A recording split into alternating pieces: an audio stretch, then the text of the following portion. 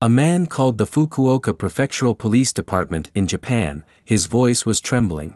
He reported that there was a woman inside a car who seemed unconscious, and claimed to have recorded a conversation among the culprits. He urgently requested the police to come quickly. The police immediately responded and found a woman in her 30s inside the car. Unfortunately, she was already deceased, with multiple bruise marks all over her body. The severity of the injuries suggested that her body had been brutally assaulted, and left inside the car. After examining the evidence, it was determined that the woman died due to traumatic shock. The deceased woman was identified as a 36-year-old housewife named Takahata Rumi. The condition of her body was so gruesome that her family initially couldn't recognize her face. As the police were searching for suspects, they first interviewed the witness who made the initial report. It turned out that this person was not just an ordinary witness. He had driven the culprits to the crime scene, and felt a suspicious atmosphere. While being there, the witness secretly recorded the conversation among the culprits using his mobile phone. The next day, based on the recorded content, the police urgently arrested two suspects, a man named Yamamoto and a woman named Kishizo Miyuki. When the body was initially discovered, the police thought it might be a simple assault case. However, as they dug deeper into the relationship between the suspects, the police uncovered a story they couldn't have imagined. Over the course of a year, both the police and Japanese journalists investigated and revealed the horrifying outcome of gaslighting that destroyed a family.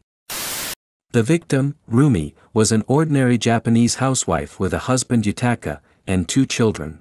Yutaka worked as a truck driver and was often away from home. Rumi, being a gentle and caring wife, had no concerns about his absences and took good care of their children.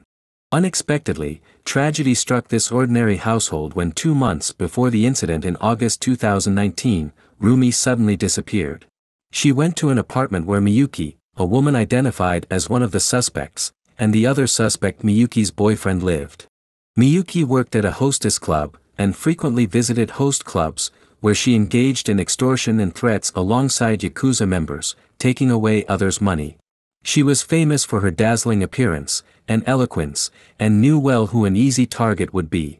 Rumi had an older brother named Rhoda, and both Rhoda and Miyuki attended the same middle school, so they knew each other. However, Rhoda had disappeared 10 years ago, leaving no trace.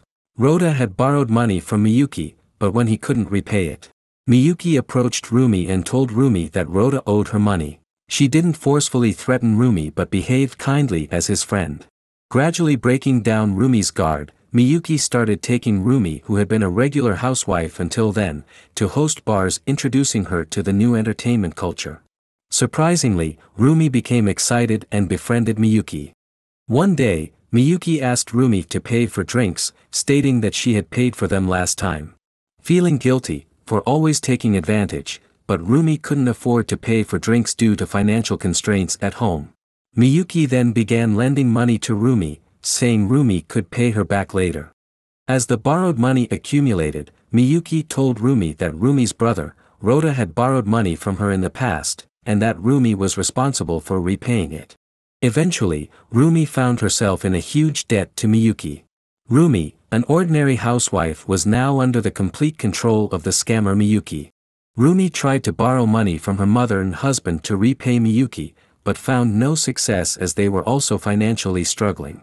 Unable to repay Miyuki, Rumi was asked to leave her home and move into her house with her boyfriend, forming a household of 3.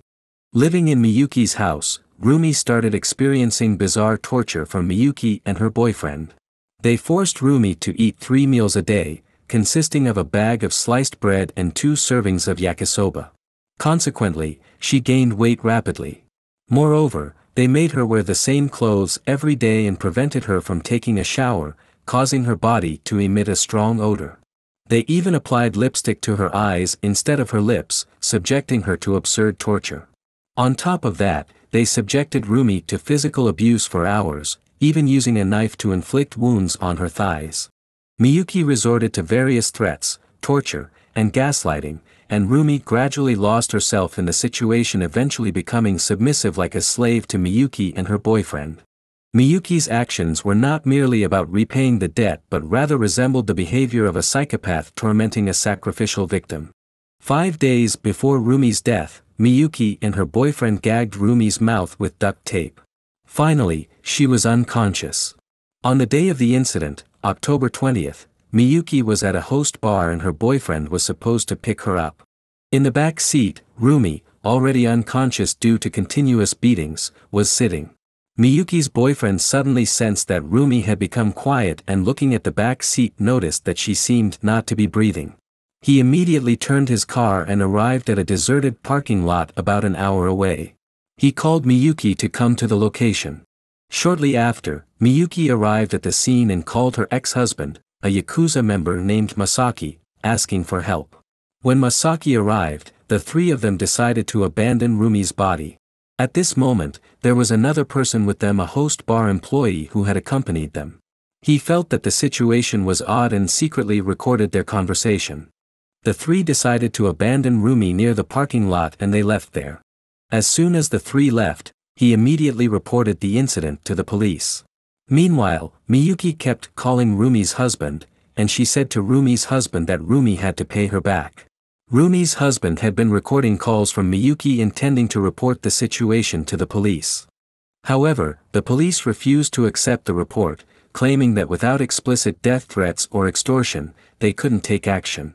Despite visiting the police station, a total of 11 times, between August and September 2019, the family's complaints were not taken seriously.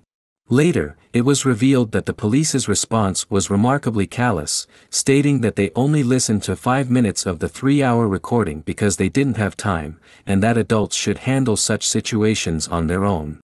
A few days after Rumi's family had their final consultation with the police, Rumi's lifeless body was discovered. The news of Rumi's death spread widely through Japanese media, and later, Rumi's missing brother, Rota, appeared. It turned out that he had been working at a factory in Hiroshima for the past 10 years, a place also introduced by Miyuki. Miyuki knew where Rota had been all along but concealed it, instead approaching Rumi, saying that she should repay her brother's debt since he borrowed money and disappeared. 10 years ago, when Rota was working diligently at a restaurant. By chance, Miyuki visited this restaurant, and since then they started contacting each other. Although they attended the same middle school, they were not particularly close, but this encounter led to them staying in touch. A year later, Rota's colleague urgently needed money and ended up borrowing from Miyuki, with Rota acting as the guarantor. In the end, Rota signed as a guarantor, and later the colleague who borrowed money from Miyuki disappeared, leaving Rota burdened with the entire debt. Initially the debt was $5,000, but with various interests it escalated into an unbearable amount. Miyuki demanded that Rota repay the debt, but he had no money. At this point, Miyuki recommended a way for him to earn money and had him work at a factory, with his salary directly deposited into Miyuki's account. Miyuki made it clear that Rota should never inform his family and cut off all contact with them. Then, Miyuki approached Rota's younger sister, Rumi, who had been living as a slave to Miyuki, repaying the debt he had incurred over the past 10 years. 2 days before Rumi's death, Rota received a call from Miyuki, who claimed to be with Rumi at that moment. The conversation was strange, as Rumi told Rota that she made Miyuki angered, while Miyuki next to her complained that Rumi smelled bad and never listened. Rota, who had been mentally and physically brainwashed by Miyuki for a long time, told Rumi to listen to Miyuki and apologized to Miyuki for causing trouble, even though it was incomprehensible. It appeared that Rota had lost his ability to think rationally due to the prolonged manipulation by Miyuki. After finally escaping from the demon-like Miyuki, Rota later deeply regretted what he last said to his sister, but it was already too late. In March 2021, after several years of planning all these events, Miyuki received a 22-year prison sentence and her boyfriend, who was involved in assault and threats, received a 15-year and 6-month prison sentence. However, they are currently appealing, still shifting blame onto each other. From a third-party perspective, it may be difficult to easily comprehend the process through which Rumi was manipulated.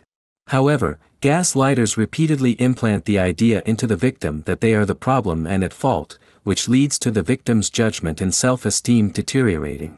Eventually, the victim blames themselves for everything and becomes dependent on the gaslighter, creating a peculiar situation of reliance on the abuser. As a result, active resistance or reporting is not easy, and in the end Rumi met a tragic end in this case of extreme manipulation and gaslighting.